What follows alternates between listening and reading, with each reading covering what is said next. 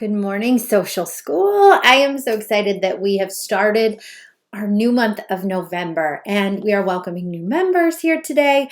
We are talking about a new topic and I am lit from the inside about this month's topic of designing better visuals. Today is just a micro training. So today and the rest of this week at 8-ish a.m. I say 8-ish because I shoot for 8 o'clock, but sometimes the bus is running late, which then makes me a little late. Or like this morning, I had a client need that I had to address before I could get started.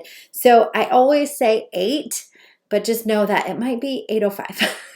Just depending on how the morning's going. And I know a lot of you as entrepreneurs, small business owners, parents, spouses, partners, like you understand that you can have the best laid plans in the morning and sometimes it gets a slight bit derailed.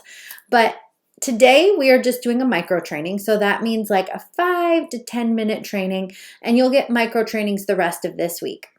Next week and the week after, you will get a Monday mega training. Not mega, but it'll be about 45 minutes to an hour on a chunky topic. We're going to talk about video and photo tips next Monday. And then the following Monday, we're going to dig into Canva, which you all know is my favorite design app for social media. We're going to take off the week of Thanksgiving, and I really want you to be intentional with your family and your friends. And then that final week of the month, it's like 3 days long in November, we're going to talk about how to pair captions and how to write in a way that matches your visual or supplements your visual in a way. So today's just a little bit. We're just talking about Design 101. And I am going to drop a workbook in here from a former workshop that I ran called, what did I even call it? Oh, Don't Stop Designing, because we had a Don't Stop Believe in theme. So this one is called Don't Stop Designing. So I'm going to drop that workbook in here for you guys. I'm going to drop a November content calendar after this. And each day this week, we're going to talk about a small little tidbit about design. And today is just laying the groundwork. And in order to lay the groundwork, what we have to do is not just lay the groundwork as far as what do I need to know to be able to do. We need to know what that groundwork is within us. That's foundational. And throughout this year, I've been on an evolution to know myself better, and I've been bringing you guys along. Some of you willingly, some of you might be like, Molly, this is still a little woo for me. But truly, it doesn't mean you have to be really into human design like I am. Maybe you like Enneagram. Maybe you like meditation. Maybe you like yoga practice. But whatever it is, I want you to get grounded and know in yourself, who are you? What is it that you bring to the table for your clients and customers? What is the value that your product or your service gives over to those clients and customers? I shared this before and I'm going to share it again a million times, but it was really pivotal in my business growth journey when I read the book Building a Story Brand by Donald Miller. This was probably in 2018, but as I was reading this book, it was so simple in its language. You guys have probably read books before where you get so caught up in the vocabulary and the words used that you're like, I can't even understand what's being said here.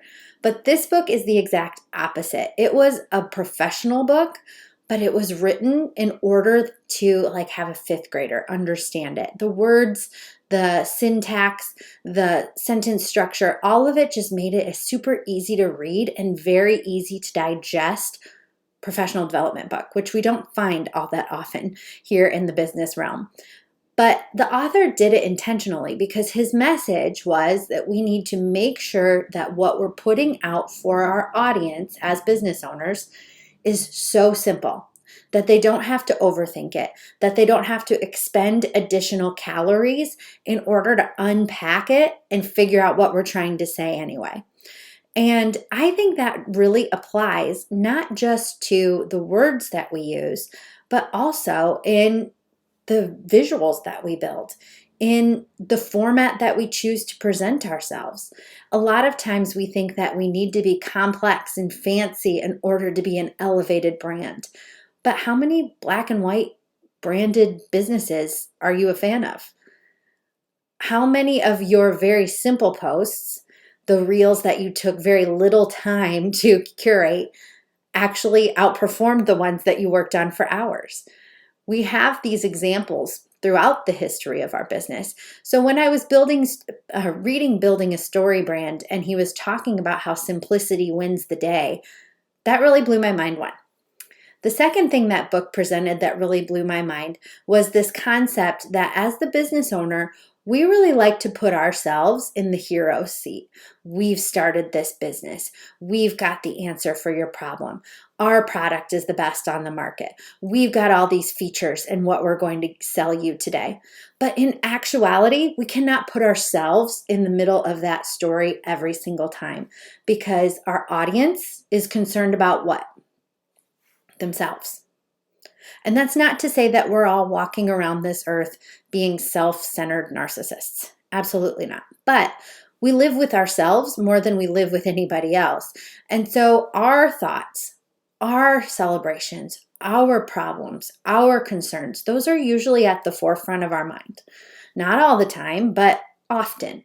And therefore, our audience, even though our product might be the perfect answer for them, if we can't bridge that gap to demonstrate the value, if we can't crack through their thoughts about their own self and their own needs and their own problem, because we are like parallel, we're saying, this is so awesome. And they're like, I see that, but how does it apply to me? We need to make sure that our audience and the people on the other side of these screens, they are front and center of what we are building. We can create the most beautiful pamphlet. We can create an exceptional website. But if it doesn't put our audience in the position of the hero of the story, if it doesn't put that ideal client or customer as the central figure of our mission, then we're wasting our time. We are not meant to be the hero. Our audience, that person out there who needs what we have to offer, he or she is the hero. And our job is to be the guide to get them to the next best step in their life. We're not meant to be swooping in and saving the day every single time they need something. They need to be their own hero. We just are the ones that come alongside and say, hey man, you good? Okay, looks like you're struggling. I've got this thing over here. Here's a few reasons that I think it could apply to the situation you're in right now. I think you're doing okay, but I think you could do this like faster if you just had this tool to help you. Or say, hey man, you know what? I see you over there. You're grinding. You're working so hard. But you know what? You've got other things going on in your life, right? I see that you have a family. I see that you have volunteer obligations. Over here, we can do your bookkeeping so you can free up an hour a week. Would that be helpful to you? How could you use that hour? And that's a lot different than saying, I'm the best bookkeeper there is. I've got all of these recommendations. I belong to all of these certified programs. So it's really a difference of messaging. And this month, as we talk about our visuals, the visuals do play into that, because the visual component is a key player in this messaging process. We can communicate so much to people around us without ever saying a word, through colors, fonts, if it's in video or photo, our body language, how we present ourselves. And so throughout this month, we're going to talk about how do we communicate our foundational mission, values? How do we position ourselves as the guide for that hero who is our ideal client or customer? And we're going to do that with visuals first this month. And then at the end, we'll talk about how to pair the caption with it. But I want to share just a couple things before this micro training wraps. So there is a quote by Larry Kim, and he is a mega in the marketing world, particularly in the mid-2010s. But he said the single biggest predictor of whether people will purchase from you is if they've heard of you before. And when people decide to buy, as we're in this digital marketing world where we're constantly inundated with advertising and marketing, people need to see what you do 7 times before they even remember you. That's the rule of 7. Then they need to see you an additional 7 times before they trust you enough to consider doing a purchase with you. So we have to have multiple contacts, multiple ways to get in front of our audience.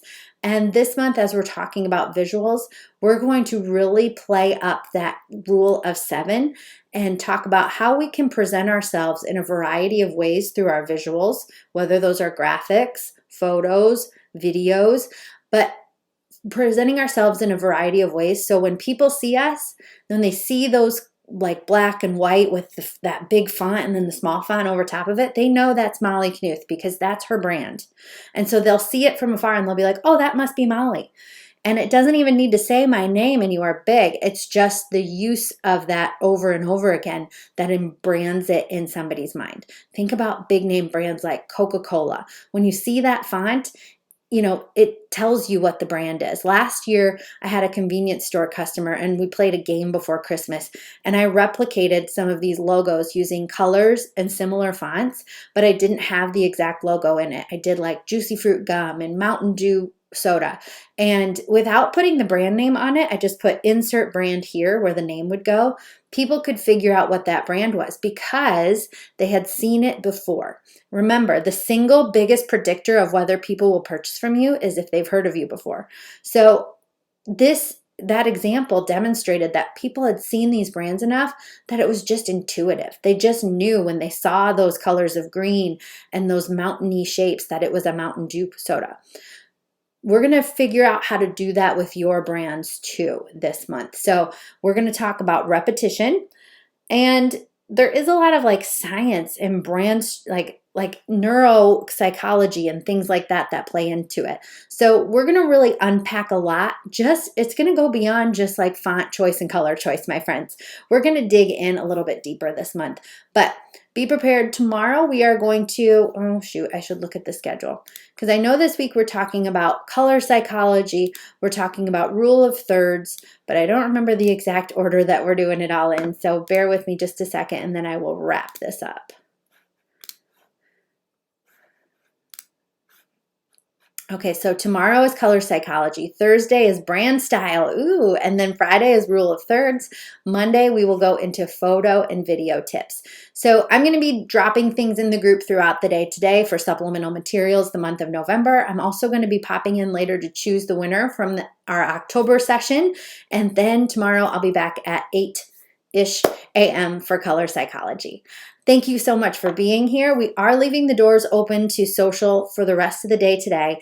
So if you have any business friends who you feel like could benefit from this, what we've talked about, what I've previewed in today's session, please share the information with them. I'm going to send it out to the email list too so they can get a sneak preview. But the best indicator, the single best predictor of whether people will purchase from you is if they've heard of you before. So your word of mouth is a great tool. Don't forget that. Not just for like social, but for your business too. So anyway, okay, I need to keep this micro. I will be back tomorrow.